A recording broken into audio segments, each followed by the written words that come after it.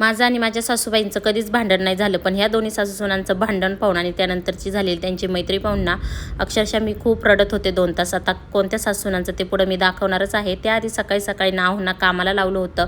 त्यांना हे ऑर्गनायझर मी जोडायला सांगितलं होतं आणि हे ऑर्गनायझर खरंच खूप कामाचं आहे. तुम्हाला पाहिजे असेल तर लिंक टाईप करा. आणि हे जे आहे ना ऑर्गनायझर, हे आपण ना कुठेही लावू शकतो, तर खूप छान असं आहे, युजफुल.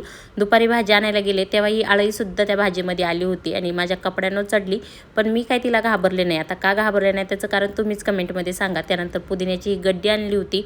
खूप दिवसांनी पुदिना आणला होता, कारण मला पुदिन्याचं झाड तयार करायचं आहे त्यासाठी. तर वरातल्या सुट्ट्या चालू आहे, त्यामुळे त्याच्याशी छोटी मोठी मदत मला होतच असते. त्यामुळे त्याने ना काचेच्या छोट्याशा बॉटलमध्ये पाणी भरून आणलं. म्हटलं मम्मी मी लावतो. मग मी त्याच्या हातामध्ये दिलं आणि मग त्याच्याच हाताने हे लावलं. त्यानंतर हे जे आहे ना ते मला ना मातीत लावायचं होतं, तर मातीची कुंडीसुद्धा त्यानेच भरून आणली आणि मातीच्या कुंडीमध्ये सुद्धा आता त्यानेच लावले. आता हे जेव्हा फुटेल ना तेव्हा मी परत तुम्हाला एकदा नक्की दाखवेल. तर आता माझ्याकडे याचं झाड तयार होईल, तर खूप छान असा पुदिना तयार होतो घरच्या घरी. आता पुदिन्याचे काही देठ मी बाटलीत लावले आहे काचेच्या आणि काही मातीत लावलेले आहे. आता पाहूया कोणते छान ग्रो होतात. तर आता काहीच दिवसात नाही छान असे ग्रो होतील. त्यानंतर ना मग मी तुम्हाला दाखवेल. आणि याचे खूप सारे फायदे आहे आपल्या शरीरासाठी, खूप चांगला आहे पुदिना.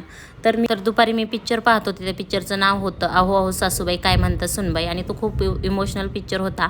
त्यामध्ये आधी ना त्या दोघींची खूप भांडणं होत होती, नंतरून त्यांचं ना खूप इमोशनल असं हे दाखवलेलं आहे. तर तुम्ही हा पिक्चर पाहिला आहे का? नक्की कमेंट करा. बाय, भेटूया.